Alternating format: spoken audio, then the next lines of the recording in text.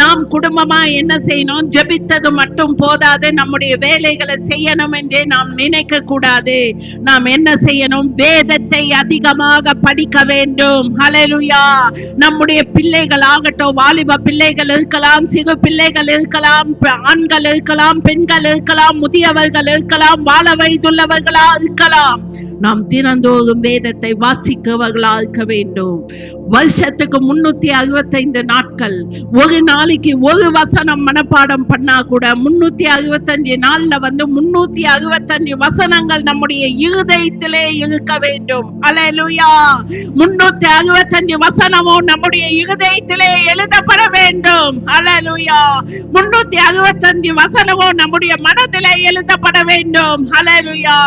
365 வசனமும் நம்முடைய எண்ணங்கள, சிந்தனைகளை எழுதப்பட வேண்டும். ஹல்லேலூயா. வேத வசனம் இல்லாமல் நாம் ஜெபிக்க முடியாது. வேத வசனம் இல்லாமல் நாங்கள் ஒன்றுமே செய்ய முடியாது.